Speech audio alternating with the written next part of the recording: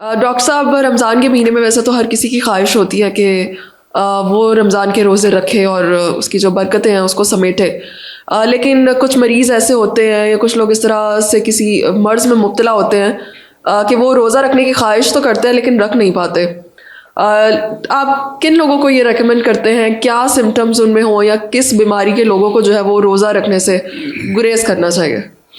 اچھا، ایسا ہے کہ اس میں جو پیشنٹس ہیں جو کرونک بیماریوں کا شکار ہیں، جس طرح شوگر ہے، بلڈ پریشر ہے، دل کا مسئلہ ہے یا ہارٹ فیلئر کا مسئلہ ہے، ایسے مریض اگر اپنے میڈیکل اسپیشلسٹ کے ساتھ باقاعدہ رابطے میں ہیں اور لگاتار اگر میڈیسن استعمال کر رہے ہیں اور اگر ان کی صورتحال الحمدللہ بیماری کے حوالے سے بہتر جا رہی ہے، یعنی ان کی شوگر کی ریڈنگز ٹھیک آ رہی ہیں، وہ دوائی پہ بہتر کنٹرول میں ہیں، اور بلڈ پریشر اور ہارٹ کی جو علامات ہیں اگر وہ ٹھیک ہیں، تو وہ روزہ رکھ سکتے ہیں اپنے ڈاکٹر کی اجازت کے ساتھ.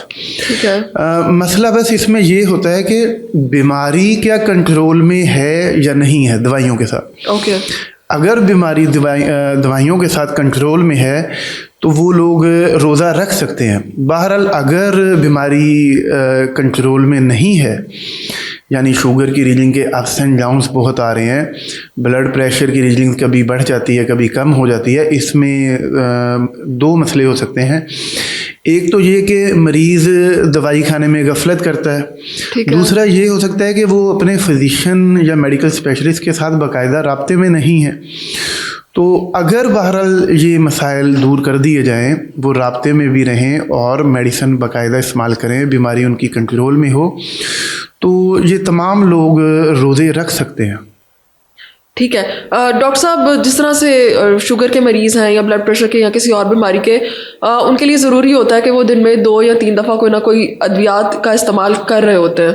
تو رمضان میں لوگ جو ہیں کچھ یہ بھی کوشش کرتے ہیں کہ اپنی مرضی سے ادویات تبدیل کر دیتے ہیں یا لینا چھوڑ دیتے ہیں.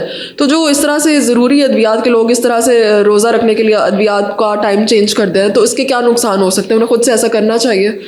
اچھا، ایسا ہے کہ اپنی مرضی سے ادویات کو تبدیل کرنا، بند کر دینا یا ان کی ڈیوریشن کو تبدیل کر دینا، تو یہ تو انتہائی غلط بات ہے. اور میڈیکل فیلڈ میں روزے کی اہمیت کو اچھی طرح سے سمجھا جاتا ہے. ایون UK کی جو میڈیکل کی گائیڈ لائنز ہیں اس میں روزے دار کا خیال رکھا جاتا ہے. اس میں ڈاکٹرز کو پڑھایا جاتا ہے کہ جب رمضان آ جائے تو فلاں ادویات میں فلاں تبدیلیاں کریں تاکہ مسلمان لوگ روزہ رکھ سکیں. تو اس میں فقدان صرف اپنی میڈیکل مینجمنٹ کا ہے اور اس مسئلے کا ہے کہ لوگ اپنی مرضی کر جاتے ہیں. اگر وہ ایک کنسلٹنٹ فزیشین یا اپنے طبیب یا اپنے ڈاکٹر کے ساتھ رابطے میں ہیں تو ان کی جو بھی لگاتار استعمال کرنے والی ادویات ہیں، شوگر کی ہوں، بلڈ پریشر کی ہوں، دل کی ہوں یا سانس کے امراض کی ہوں، اس میں مناسب تبدیلی کر دی جاتی ہے تاکہ وہ روزہ رکھ سکیں اور انہیں دن بھر روزے میں کوئی مسئلہ نہ ہو. ٹھیک ہے ڈاکٹر صاحب، ویسے تو رمضان میں کیونکہ کھانے پینے کا شیڈیول تھوڑا سا چینج ہو جاتا ہے تو کچھ لوگوں کو گیسٹرک ایشوز یا پھر اسٹمک ایشوز بھی ہونا شروع ہو جاتے ہیں.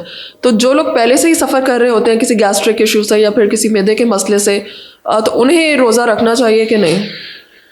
دیکھیں، معدے کے بہت سارے مسئلے ہیں اور جس میں تیزابیت بھی ایک بہت بڑا مسئلہ ہے، اور تیزابیت کی جو مین وجہ ہے اس میں اوور ایٹنگ ہی ہے، زیادہ کھانا یا پھر جنک فوڈ کھانا. تو روزہ رکھنے سے بلکہ یہ معدے کے مسائل انشاءاللہ بہتر ہوں گے. تو بہرحال ادویات کا استعمال جو مناسب ہونا چاہیے وہ تو مریض کو استعمال کرنی چاہیے، لیکن معدے کے تمام جو مریض ہیں انہیں میں یہ مشورہ دینا چاہوں گا کہ وہ روزہ لازمند رکھیں. اس مہینے کی برکتوں سے اور روزے کی پریکٹس سے انشاءاللہ ان کے معدے کے مسائل بہتر ہو جائیں گے. ٹھیک ہے، لیکن رمضان میں لوگ جو ہیں وہ پھر ویسے تو پورا دن وہ کچھ نہیں کھاتے، لیکن جب افطار کا ٹائم ہوتا ہے تو وہ تلی ہوئی چیزیں اور باقی ساری اس قسم کی خوراک جو ہے وہ کافی زیادہ استعمال کر لیتے ہیں.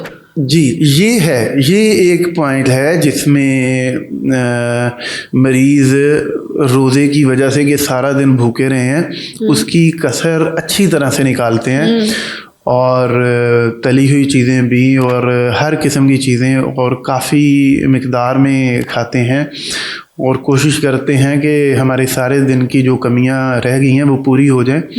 تو اس سے بہرحال مسئلے کریٹ ہوتے ہیں معدے کے.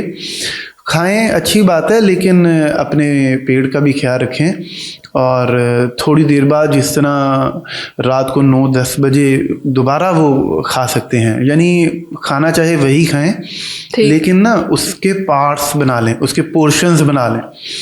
کچھ افطار ہوتے ہی کھائیں، پھر بعد میں مغرب کی نماز پڑھنے جائیں مسجد، تو وہ جو تھوڑی سی واک ہوگی مسجد کی طرف وہ بھی ہاضمے کو بہتر کرے گی انشاءاللہ. پھر آ کے اپنا کھانا کھائیں اور اس کے بعد اپنے کام کریں. پھر جب تراویح پڑھنے کے بعد گھر آئیں تو سونے سے پہلے پھر کچھ مقدار میں تھوڑا بہت کھایا جا سکتا ہے، ٹھیک ہے، مناسب مقدار میں. تو وہی کھانا چاہے کھائیں لیکن پورشنز میں ڈیوائڈ کر کے کھائیں تو بہتر ہوگا. ٹھیک ہے، بہت شکریہ.